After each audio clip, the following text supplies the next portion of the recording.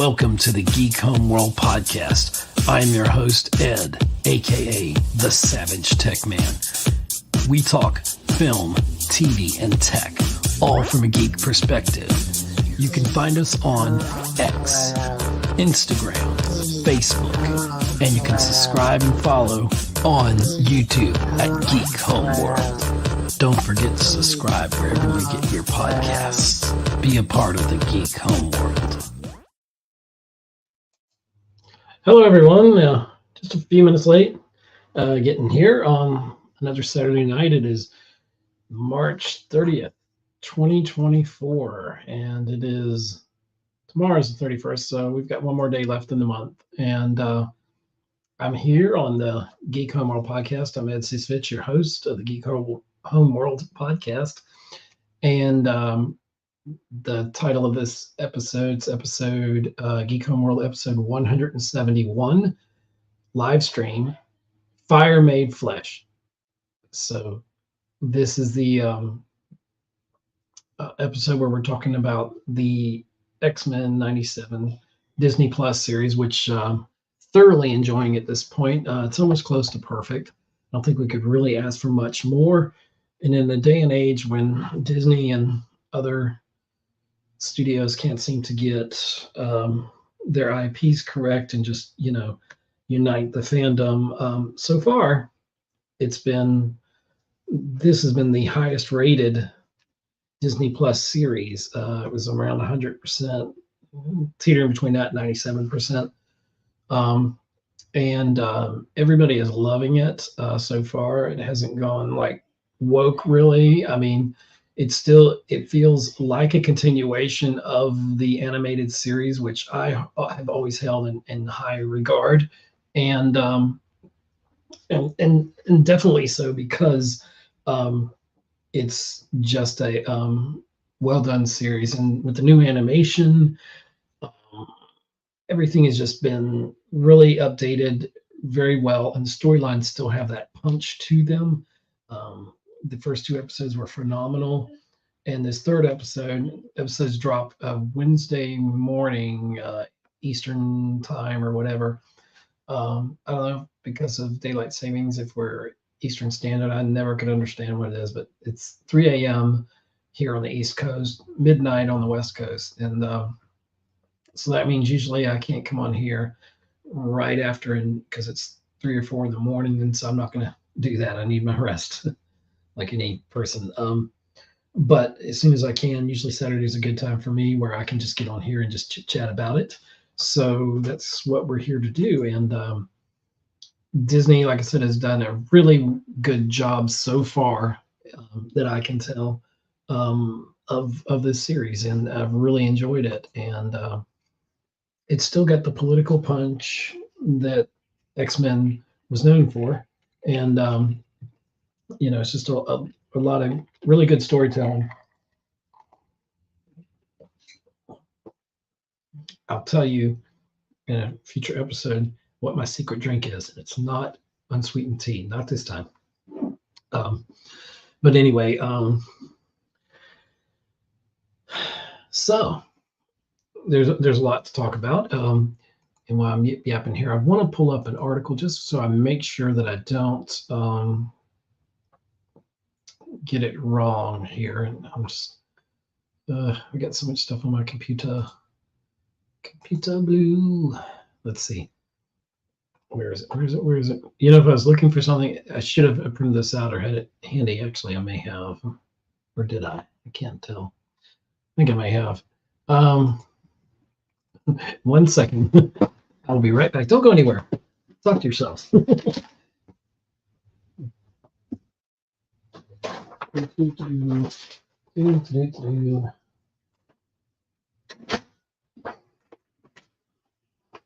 Yeah. Very well prepared for this live stream, as you can tell. I usually do these on the fly. I was going to have Digital Caveman, wasn't able to make it. He's behind on some of his video uploads and his video production schedule, so he wasn't able to be here, but we talked extensively during the week about this latest episode of X-Men, and And they did change some things from it, from the storyline on it. So, that being said, there's, the modifications aren't bad. Oh, by the way, first off, before I get into it, this is completely full of spoilers. So if you have not,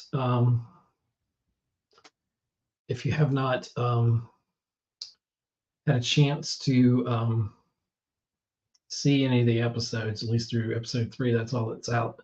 If you've not seen any of them, there will be spoilers. So I don't want you to be confused about that or anything.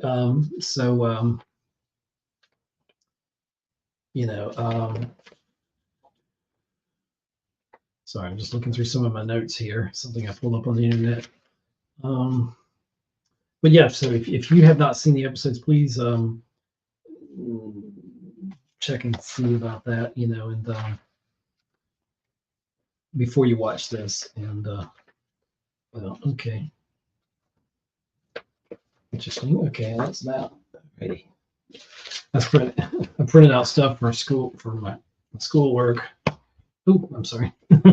Sorry about that. That was me putting the paper straight here, but I printed out some stuff there for school, and then just a little confused there with the other stuff I printed out.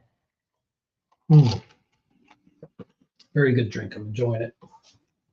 So anyway, here's a synopsis, and I pulled this up from Wikipedia, so I'm sure everything is perfectly correct in here, right?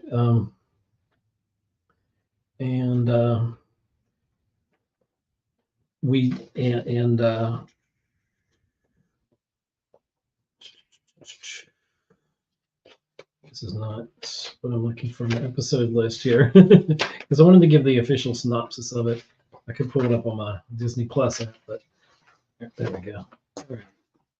So X-Men 97, this is a Fire Made Flesh, which is the third episode, directed by EMI, Yon Mora, and Bo DeMeo wrote it along with Charlie Feldman. And Bo DeMeo, he wrote the first 2 episodes, To Me, My X-Men and Mutant Liberation Begins.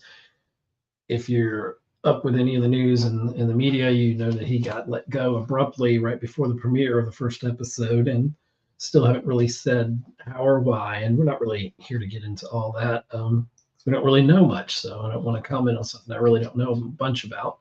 So anyway, this debuted Wednesday, March 27th, 2024. And this is the from Wikipedia. This is the description of episode 3, Fire Made Flesh. It says, quote, the X-Men take in a Jean lookalike who Beast determines is the real Jean Grey.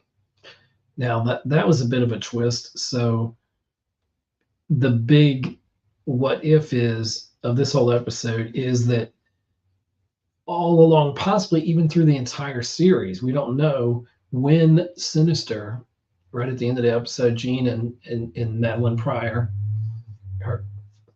the clone, we find out essentially Scott has been with Madeline Pryor the whole time. So possibly this entire animated series, or a good portion of it, at least from after a couple season episodes in, basically we've had Jean Grey's clone. So did she become Phoenix? And they leave it kind of wide open in the end, and it was irritating me. But actually, I thought about it, and I was like, no, it's actually that's a pretty good cliffhanger. Whether they're going to wrap that up later or not, I don't know. But yeah, so we get this clone that shows up at the end of episode 2, Mutant Liberation Begins, and when we get into episode 3, Fire Made Flesh, they start off with that, of course, and so it's just kind of crazy. We find out that Sinister created both Jean and created this clone because, he is, if you know anything about Mr. Sinister, he's been around. He's Nathaniel F6. That's his name, and his origin goes back to the 1800s. And he did a lot of like gene splicing and stuff like that. And he is genetically cloned himself several times. I think in the current run of the comics, he's Mr. Sinister, of course. and which is one of my favorite villains. So seeing him as an acolyte of Apocalypse makes it even more interesting. But there's some things about in this episode that they kind of mess up a little bit. It's not bad though, but like where Apocalypse gives the techno-organic virus to Cable in the comics, here Mr. Sinister doesn't, and maybe they did it for the storyline to make him, even more prescient as the bad guy. I don't know, but I don't mind that little alteration to the storyline. So anyway, we have let me read the rest of this, okay? So the X-Men taking Jean in the Jean lookalike, who Beast determines is the real Jean. Mr. Sinister contacts the other Jean, which is really creepy, through a baby monitor. It was really creepy, very scary. This could have been a Halloween episode of Fire Made Flesh. It was that good. Mr. Sinister contacts the other Jean, revealing her to be a clone he created before asserting control over her and turning her into the Goblin Queen. She kidnaps Nathan. That's the baby. Not to be confused with Nathaniel Essex. Nathaniel Essex is Mr. Sinister, but Nathan is essentially Nathan Summers, and he becomes Cable, which is one of my favorite superheroes or X-Men. Anyway, so the Goblin Queen kidnaps baby Nathan and hands him off to Mr. Sinister before subjecting the X-Men to horrific visions until Jean confronts her telepathically, during which she reminds Madeline of their shared memories. Morph leads the X-Men to one of Sinister's labs, where they find him infecting baby Nathan with a techno-organic virus under the belief that it will turn him into the ultimate mutant. So essentially, Sinister can transfer his essence into baby Cable there, or baby Nathan, or whatever. And free of Sinister's control, the clone turns Madeline turns on Sinister, but baby Nathan is left gravely ill. The clone and Cyclops take Bishop they task Bishop with taking Nathan to the future, which in this timeline is 2555 or 2055, I think. And then, of course, it's 3999 where Cable goes in the comics.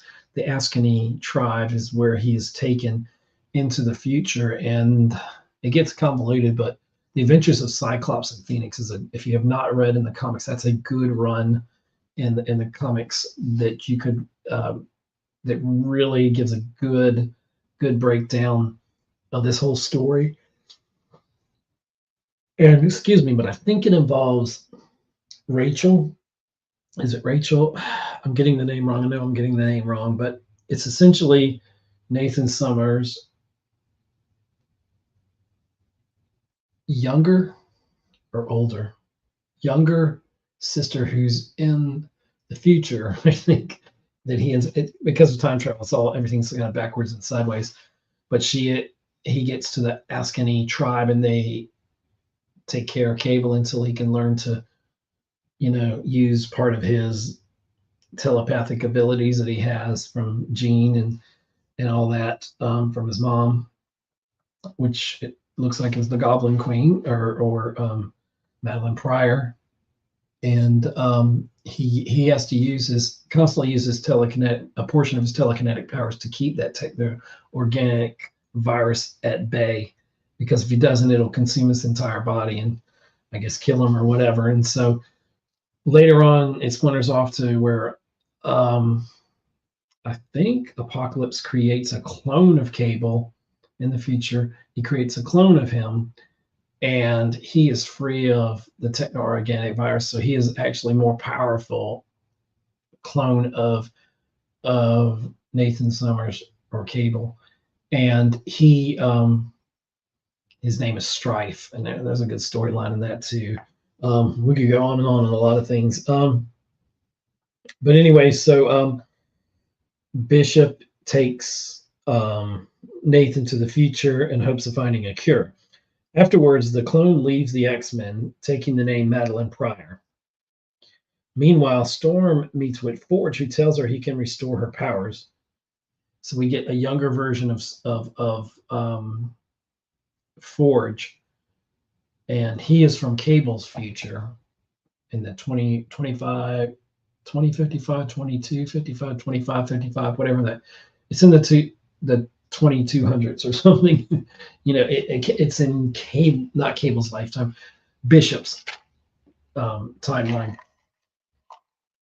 And I was watching a video from New Rockstars channel on YouTube, and they were talking about this whole episode, and they said this could be a what if kind of, which would really turn things on its ear, that maybe this isn't the actual timeline. This is like a branch timeline or something. Since the MCU is, into all that multiverses and stuff, I wouldn't put it past them.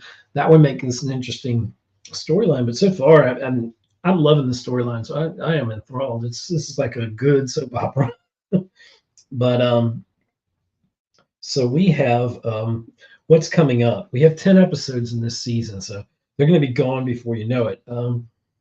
So we had To Me, My X-Men, which is March 20th. It also dropped with the episode 2, Mutant Liberation Begins. So that was fantastic. We were spoiled rotten last week or whatever. And this week on the 27th of March, we got episode 3, Fire Made Flesh.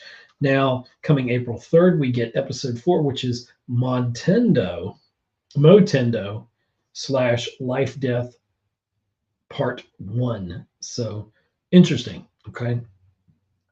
It's one episode, but it's like, I think that's one episode. It could be 2 episodes, but the Motendo is going to be Mojo Vision. So Mojo World. So if you remember from the comics, it's kind of like Mojo's this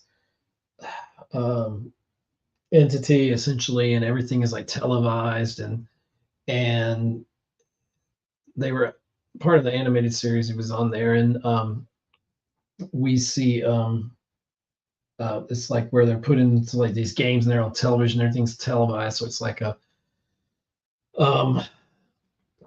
what do you call it? One of those real life TV shows or whatever. It's supposed to be, but it's everything in the future is on television essentially in this iteration of Mojo World, and so everybody's competing in different things like gladiatorial type of games and such. So it's a bit of that going on, and there's a lot of things going on in that situation like that with the what's happening in Mojo World, and we have Motendo. So it sounds like there's going to be some play off of Nintendo.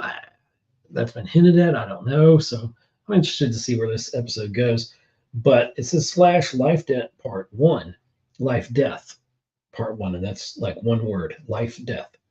So I think that's going to be something to do with Madeline Pryor. Maybe she's going to die. They're going to work out the whole Jean Grey, Madeline Pryor thing. And what worries me is how fast they are blowing through these episodes. So I don't know. I hope this breakneck speed, it works good, but they can really spend time, like, X-Men, the animated series, did spend time and spread out over different episodes, different parts. Like, I think the Dark Phoenix saga was like 4 episodes at least, maybe 5. And so, there's different ones that they've done. And so I hope they're not rushing through everything here. So anyway, we get Motendo / Life Death Part 1, April 3rd. Then we have one called Remember It. And that's the 5th episode coming April 10th. And I want to say the name is Gambit. Remember It. I think he says something like that in the animated series, because I have all these stuck in my head because I've watched the animated series, all 6 seasons, like millions of times probably. Because to me, they're the quintessential version of X-Men. It was the one that I was most exposed to first, and I knew of the X-Men before I really got into the animated series, but I was hooked from like day one. And a lot of people, their entry way into X-Men was X-Men the animated series. So we have Remember It, episode 5 dropping April 10th. Then April 17th, we have Life Death Part 2. So they're going to leave us probably on a cliffhanger. Then the next week, do a totally different, maybe standalone episode, or maybe ties into the overall story arc of things. I don't know. But then we're going to end up with Bright Eyes, which could be a Cyclops related episode. I'm not sure. That comes out April 24th. Then we have 8, 9, and 10, May 1st, May 8th, and May 15th. Those are Tolerance is Extinction. So part 1, part 2, and part 3. So I feel like that's going to bring this whole season together. And, some of the standouts from the series so far, X-Men 97 has been Magneto's trial in episode 2, where just the speech that he gives before the UN or whatever in his trial or whatever is very powerful. And the writers, you can tell, they're doing a fantastic job at this show. Everybody involved so far. So some of the elements that we have, let's see, I'm just looking at my notes here. So we have this lookalike that comes in Fire Made Flesh, episode 3 of X-Men 97. And we're led to believe, you think it's Madeline Pryor, but then he determines that no, this is the real Jean Grey. So where has Jean Grey been? Has Sinister had her this whole time and she finally escaped? Or, I'm sure they're going to tell us, hopefully. And then Madeline Pryor's, basically, why did Mr. Sinister,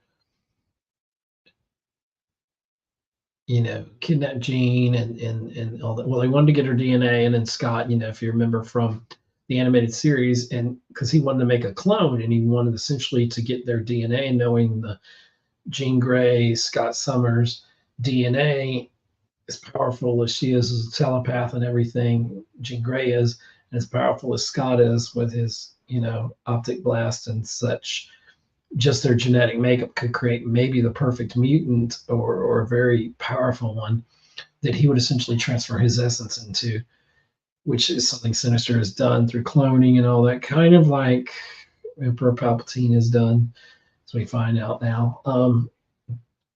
But anyway, and Apocalypse, of course, did, transfer his essence into a new, younger body.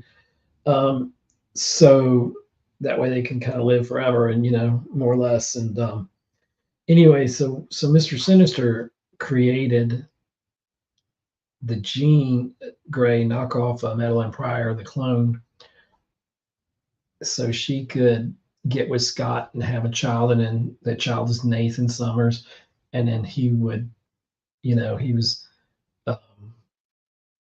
would take the child and, eventually it would be who he would put his essence into. And it's a really sinister plan, for lack of a better word, right? But Mr. Sinister believes in, he's around the time of Charles Darwin, so he believes in what Apocalypse believes in, the survival of the fittest, but he believes of natural selection. Is that what you call it? Basically the strong will survive. Those that can mutate or whatever can become stronger. They'll rise up to the top of the food chain and survive. And so kind of a survival of the fittest thing. And that's it. That's what Sinister is all about. And let's see. There's really when a very poignant moment in the episode is when Jean is, or actually it's Madeline Pryor, when she's telepathically implanting memories into Nathan Summers, baby Nathan, into his consciousness or whatever, for him to probably discover later in his life, of how she loved him and she didn't abandon him, but they had no choice but to send them into the future.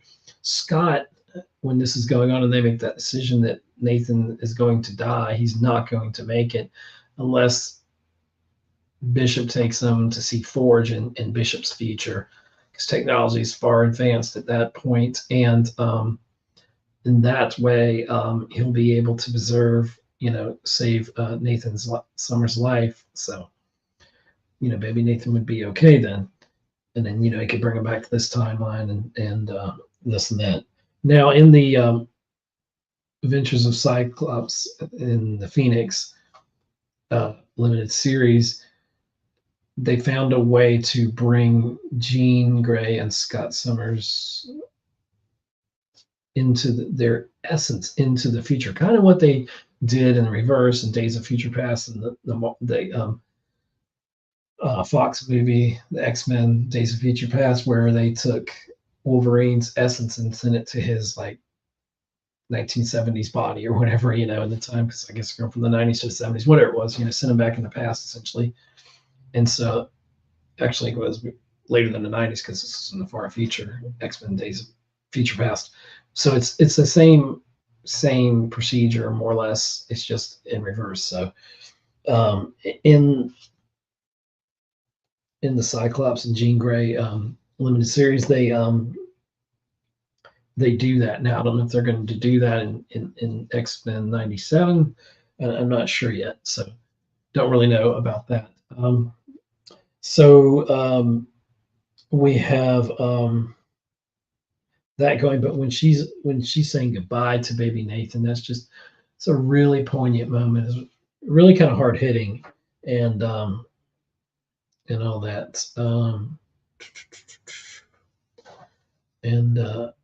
So I mean, this was a good episode. It's a little darker for my taste, but when you're dealing with Mr. Sinister, you kind of have to be. That's kind of how this goes, and so I thought that was a very good it's a very good episode.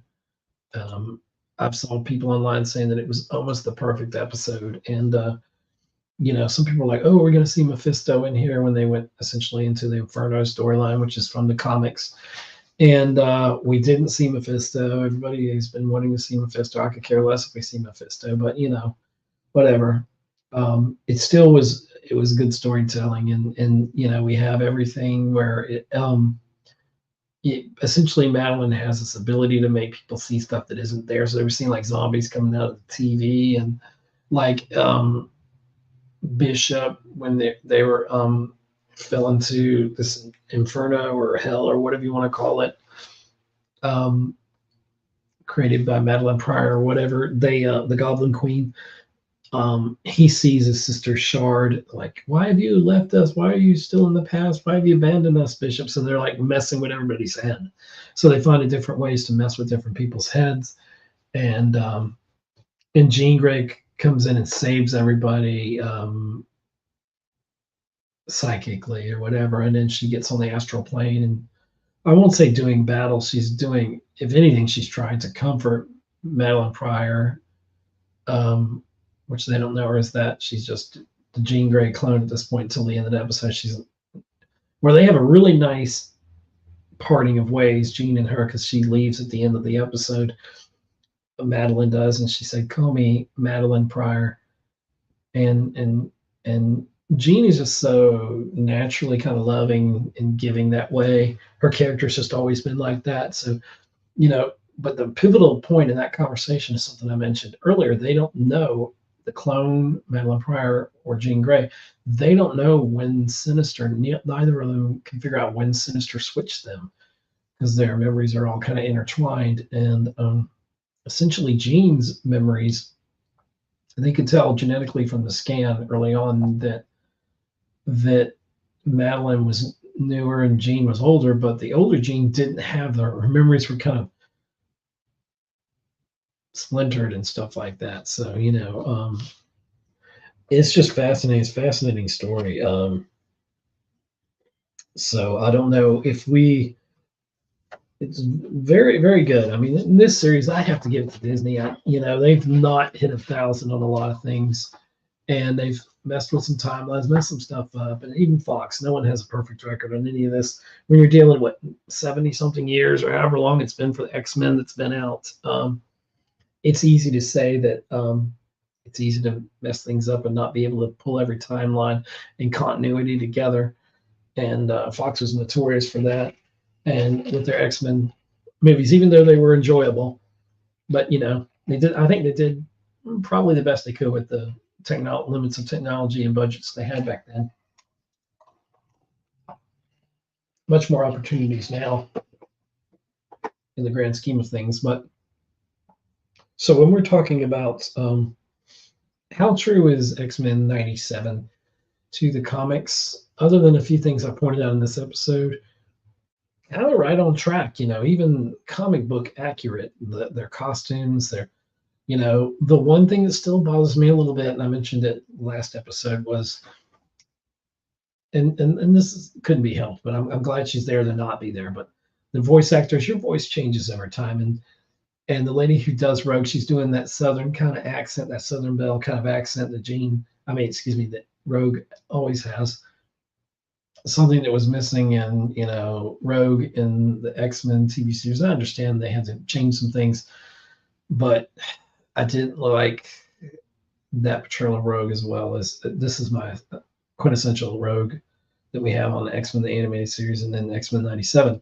But anyway, as I was saying before, the actress that does the voice, it almost sounds like a Southern child or something. It's like, it sounds like an older person trying to sound younger, and that's exactly, limitations of your voice, and it's been 30 something years since, X-Men the animated series.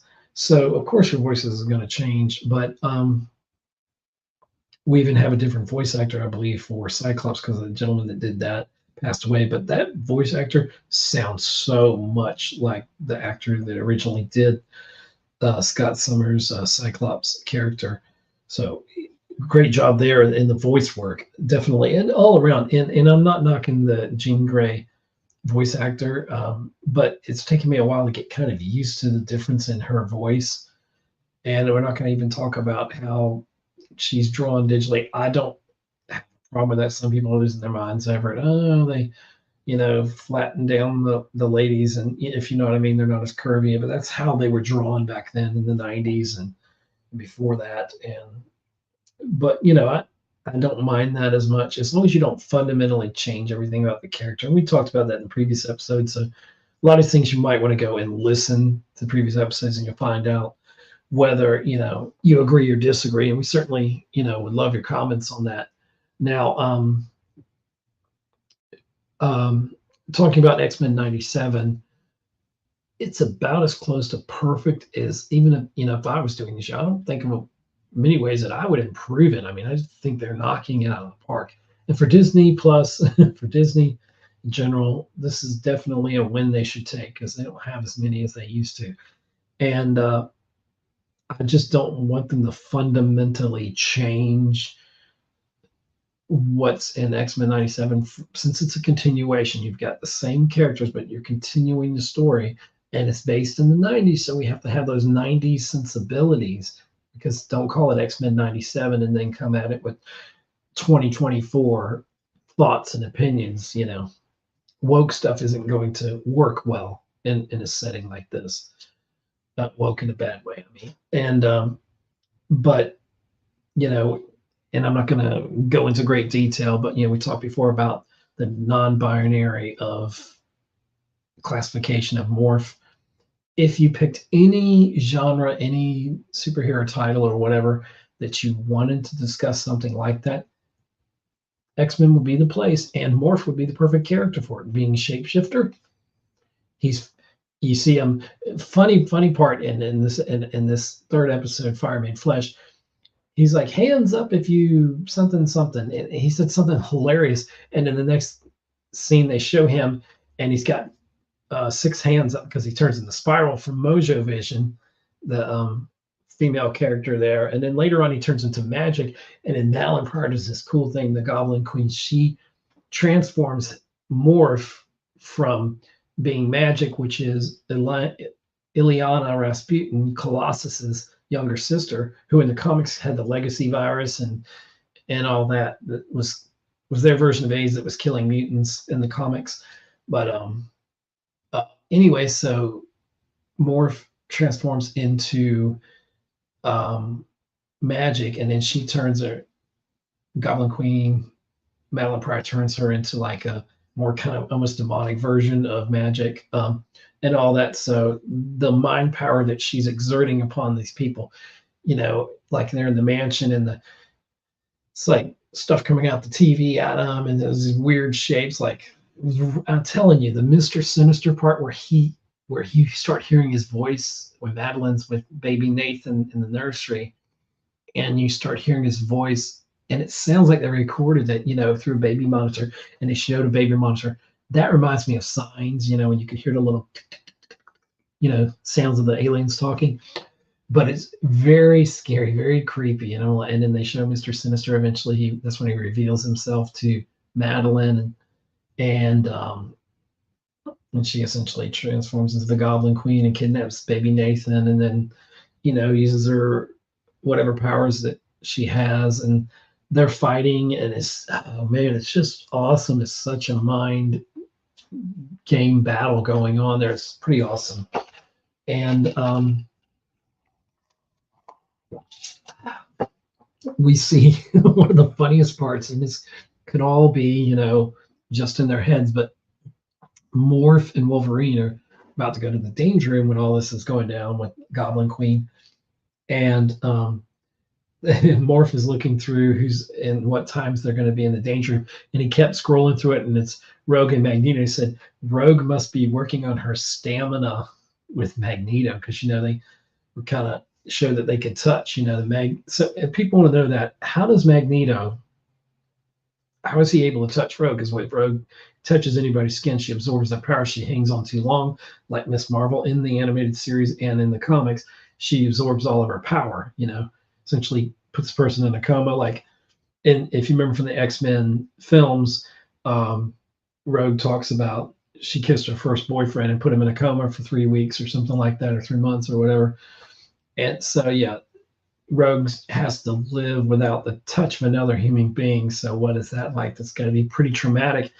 And then there was in the Age of Apocalypse, which is a wonderful series. I've got the whole thing in my comic book collection right over. I'm pointing to it right over there if you're watching the video here on YouTube. But Magneto, what he does is he creates a very thin magnetic field around his entire body. So he could feel the sensation and Rogue can of them touching each other, but it's not enough it's enough protection for Magneto that he doesn't get his powers drained or any of his essence drained. So we see, one of the big relationships is always been, of course, Scott and Jean, Cyclops and Phoenix, Jean Grey. But there's also been Remy LeBeau, Gambit, and Rogue. And so we see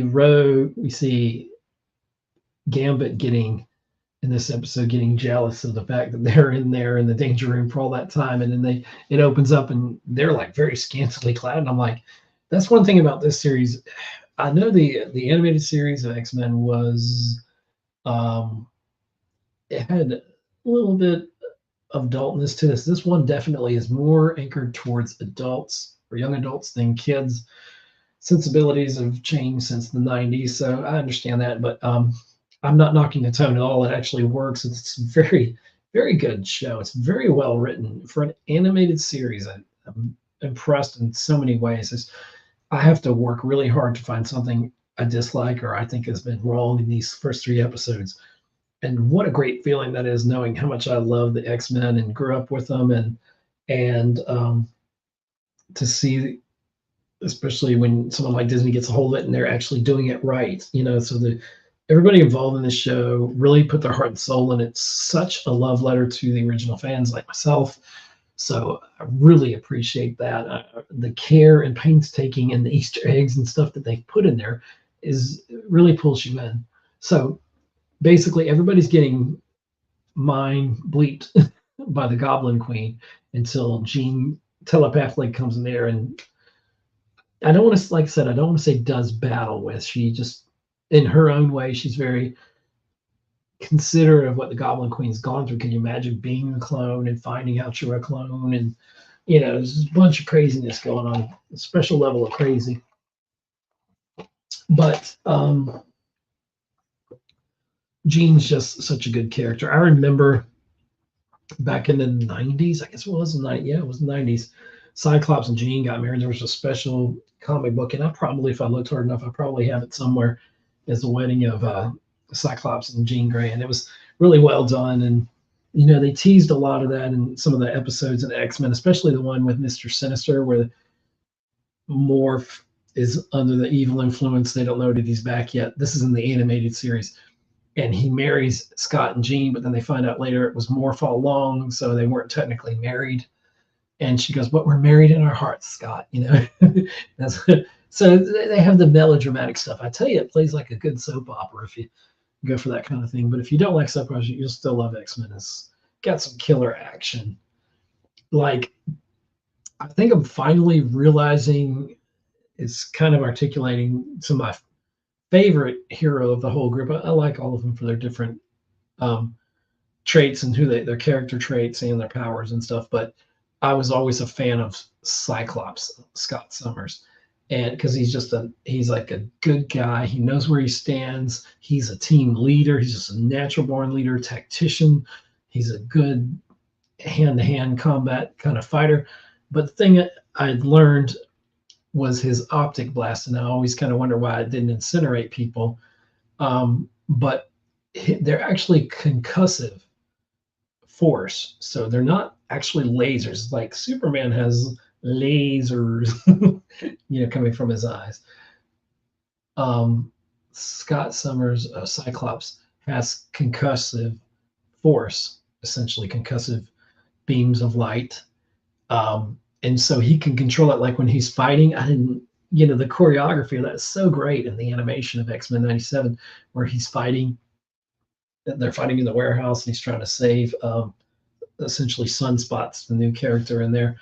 And he's fighting, and he uses this concussive blast to like push them to the other side of the room to get out of the way of the Sentinel beams and their little handheld laser guns that they had. The Friends of Humanity, which those are the bad guys.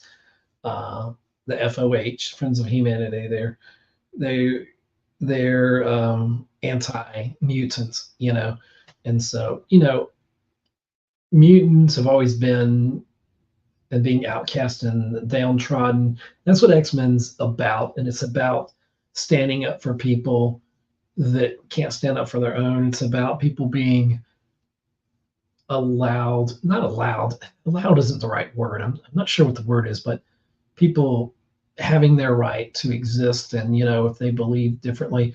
Like, I don't know if you caught it in episode 2, Mutant Liberation Begins, but at Magneto's trial, I challenge anybody to go watch that and listen to his speech. His speech is so good.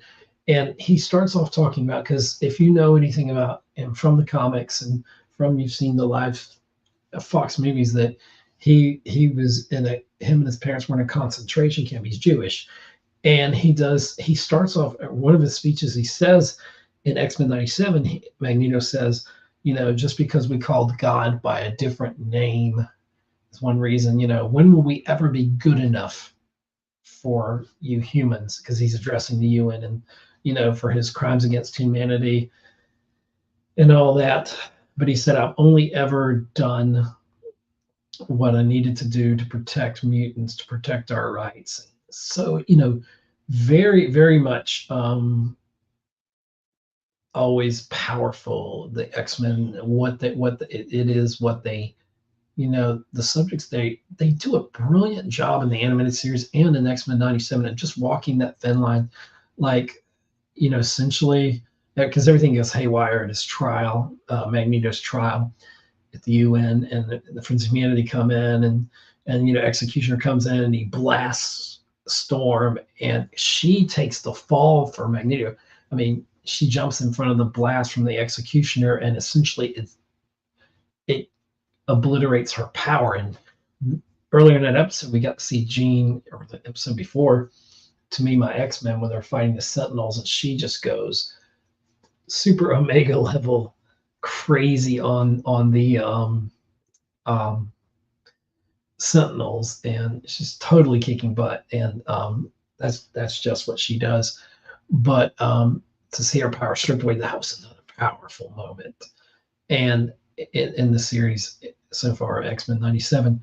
And so to see that display of power, and and Magneto speaking to all that was just vitally important. And when we come back to it, we see that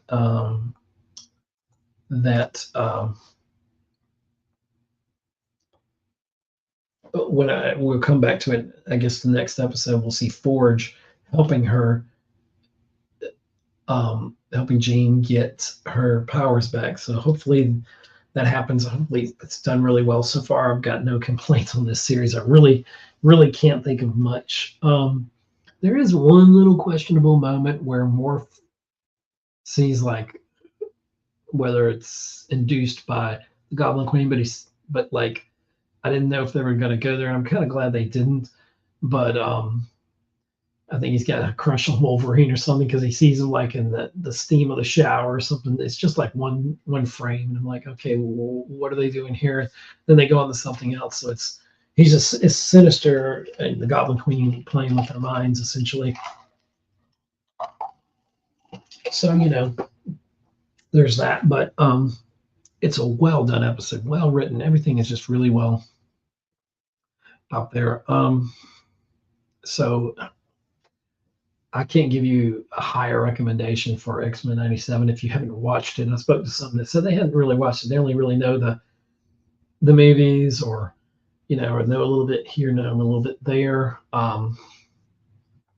That's the thing. That's the thing. But it's legitimate. But you really could watch this series even if you didn't know much about the X-Men. You just generally knew about the X-Men. I think you'd really enjoy it. And so what else is there that I want to talk about?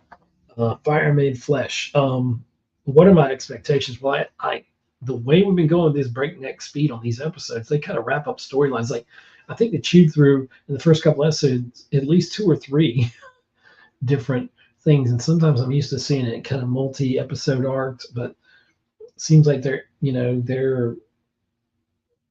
blowing through this stuff at a pretty quick pace, and I am not complaining at all. Not at all.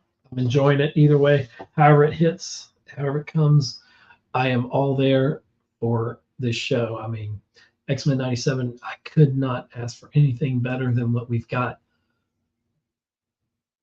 They've done such a great job with just pulling all this together. It just really feels, it's very rewarding. So I'm very excited for the direction of the show. The execution of it has been executioner, no pun intended.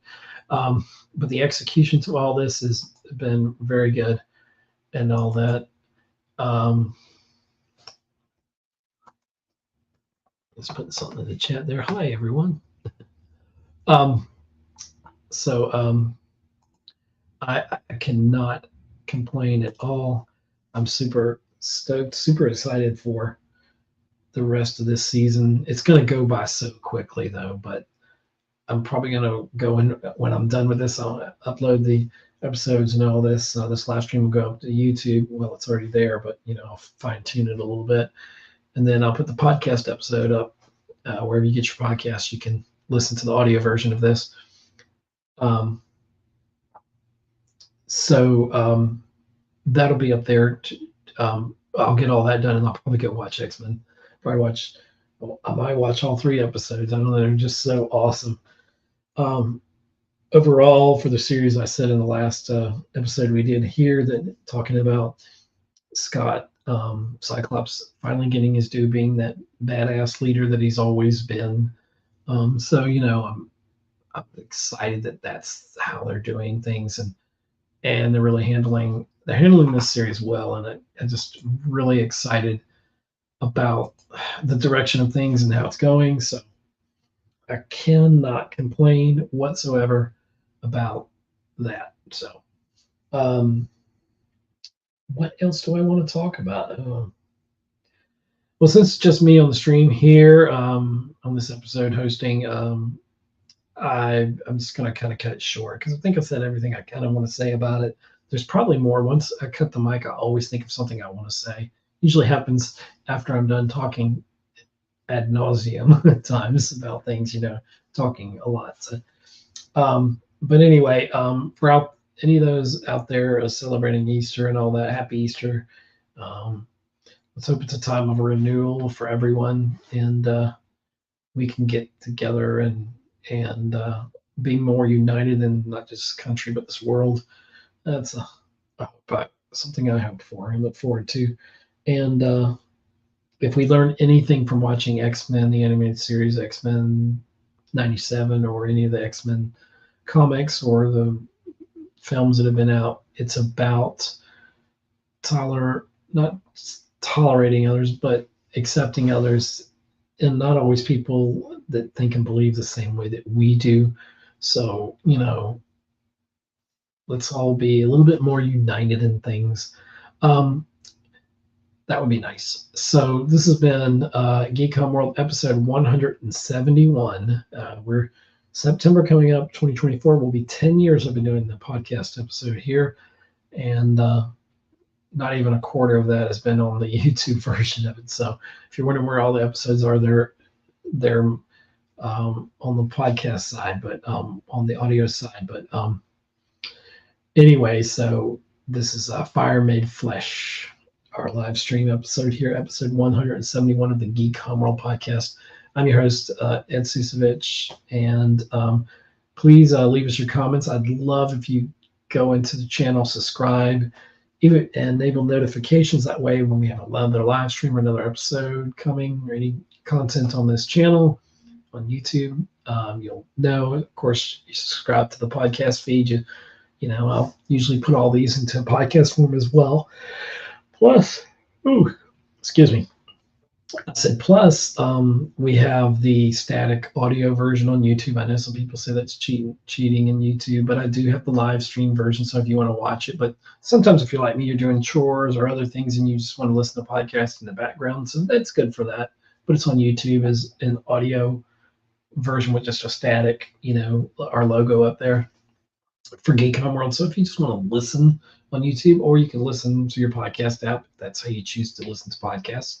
I know I do both. So I've got so many audio podcasts. I've got episodes with college and everything. It's just been very busy and just trying to keep up and trying to figure out what the world, just get everything done. In fact, I just took a break from schoolwork so I could just have a little fun, enjoy my life a little bit on the way, and get in here and do a quick live stream podcast episode here for you. Excuse me. Then I've got to get back and cracking the books again. So I don't know if I'll get to them tonight, but definitely tomorrow I'm going to do some. Tomorrow's Easter Sunday, so in a few hours. So I'm excited for that. It's a good time. I love this spring time of year, other than the pollen that's killing me. Makes life a little bit miserable. It's a nice time of like rebirth and renewal, and so this Easter season's good for that. And so anywho, thank y'all for listening, however and wherever you listen or watch us, or both or all of the above. Please subscribe, enable notifications on the YouTube, and give a thumbs up to our videos. It helps with the algorithm somehow.